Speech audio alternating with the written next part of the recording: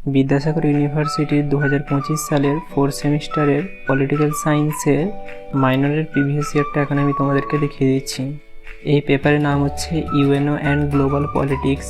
এতে কত নম্বরে তোমাদেরকে পরীক্ষা দিতে হয় যাবতীয় সকল কিছু বলে দিচ্ছি এবং এর নম্বর বিভাজনটা কেমন থাকে সেটাও বলে দিচ্ছি। চলো তাহলে ভিডিওটা শুরু করা যাক।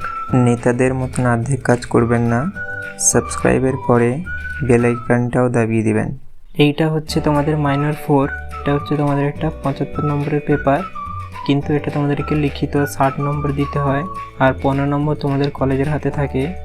এর মধ্যে 5 নম্বর থাকে অ্যাটেন্ডেন্সের উপরে এবং 10 নম্বর থাকে ইন্টারনাল অ্যাসেসমেন্টের উপরে, এবং বাদবাকি তোমাদের 60 নম্বরটা মূলত লিখিতই পরীক্ষা দিতে হয় এবং অন্য সেন্টারে গিয়ে। এটা মূলত 3 ঘন্টার একটা পেপার এবং এই পেপারে তোমাদেরকে কোনো প্রজেক্টারও কিছু করতে হয় না। এবারে আমি তোমাদের প্রশ্নগুলো দেখিয়ে দিচ্ছি এবং কোন গ্রুপ থেকে কত নম্বরে আসে সেগুলো বলে দিচ্ছি। আমি ইংরেজিগুলো পড়বো না, তাই স্ক্রল করে দিচ্ছি, তোমরা চাইলে আটকে দেখে নিতে পারো। আমি তোমাদেরকে বাংলাটা পড়ে শোনাবো। তাই এই যে বাংলাগুলো চলে এসছে। প্রথমেই বলছে বিভাগ ক, যে কোনো 5টি প্রশ্নের উত্তর দাও। তোমাদের 8টা প্রশ্ন থাকবে, তার মধ্যে তোমাদেরকে 5টা করতে হবে। সকল প্রশ্নের নম্বর 2 করে। প্রথম প্রশ্ন হচ্ছে তেহরান সম্মেলন কি? দ্বিতীয় প্রশ্ন বিশ্ব স্বাস্থ্য সংস্থা WHO এর যে কোনো 2টি কাজ লেখো। 3 নম্বর প্রশ্ন নিরাপত্তা পরিষদের 5টি স্থায়ী সদস্যের নাম উল্লেখ করো। 4 নম্বর প্রশ্ন হচ্ছে অর্থনৈতিক ও সামাজিক পরিষদের যে কোনো 2টি কাজ লেখো। 5 নম্বর প্রশ্ন হচ্ছে বিশ্বায়ন কি? 6 নম্বর প্রশ্ন হচ্ছে BREXIT ব্রিক্স বলতে তুমি কি বোঝো? 7 নম্বর হচ্ছে বিশ্ব ব্যাংকের যে কোনো 2টি কাজ লেখো।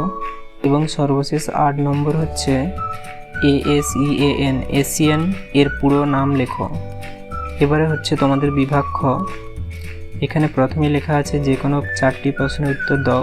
5 4 20। এখানে তোমাদের 6টা প্রশ্ন থাকবে, তার মধ্যে তোমাদেরকে 4টা করতে হবে। এখানে সকল প্রশ্নের নম্বর হচ্ছে 5 মার্ক করে। প্রথম প্রশ্ন হচ্ছে নিরাপত্তা পরিষদের ক্ষমতা ও কার্যাবলী আলোচনা করো। 10 নম্বর প্রশ্ন সংক্ষেপে UNESCO ইউনেস্কো এর কার্যাবলী বর্ণনা করো। 11 নম্বর প্রশ্ন আন্তর্জাতিক বিচারালয় সম্পর্কে একটি সংক্ষিপ্ত টিকা লেখো।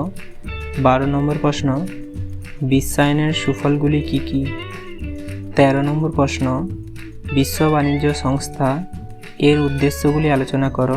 14 নম্বর প্রশ্ন OPEC এর উপর একটি সংক্ষিপ্ত টিকা লেখো। এবারে হচ্ছে বিভাগ গ। এখানে একটা কথা বলে দিই, তোমাদের এই পেপারের উপরে যদি সাজেশন কিংবা নোটপত্রের প্রয়োজন হয় তোমরা আমাকে কমেন্টে জানাতে পারো। এবারে হচ্ছে বিভাগ গ, যে কোনো 3টি প্রশ্নের উত্তর দাও। 3 × 30। এখানে সকল প্রশ্নের মার্ক হচ্ছে 10 নম্বর করে। এখানে 5টা প্রশ্ন থাকবে, তার মধ্যে তোমাদেরকে 3টে করতে হবে। প্রথম প্রশ্ন হচ্ছে সম্মিলিত জাতিপুঞ্জের উদ্দেশ্য ও নীতিসমূহ আলোচনা করো। 16 নম্বর প্রশ্ন সাধারণ সভার গঠন ও কার্যাবলী বর্ণনা করো। 17 নম্বর প্রশ্ন ইউরোপিয়ান ইউনিয়ন সম্পর্কে একটি টিকা লেখো এবং এর প্রাসঙ্গিকতার মূল্যায়ন করো। 18 নম্বর প্রশ্ন সার্কের গঠন ও কার্যাবলী বর্ণনা করো। 19 নম্বর প্রশ্ন সম্মিলিত জাতিপুঞ্জের একটি বিশেষ উদ্দেশ্য সাধক সংস্থা হিসেবে আন্তর্জাতিক শ্রম সংস্থার ভূমিকা মূল্যায়ন করো, অর্থাৎ ILO ইন্টারন্যাশনাল লেবার অর্গানাইজেশন এর মূল্যায়ন করতে বলেছে।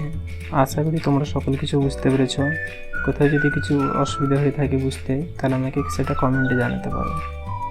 দেখুন, আপনারা যে ছোট ছোট ভিডিও দেখে থাকেন এগুলো বানাতে অনেকটা করে সময় যায়, তাই আপনাদের ভিডিওগুলো যদি একটু ভালো লেগে থাকে তাহলে লাইক ও সাবস্ক্রাইব করতে ভুলবেন না।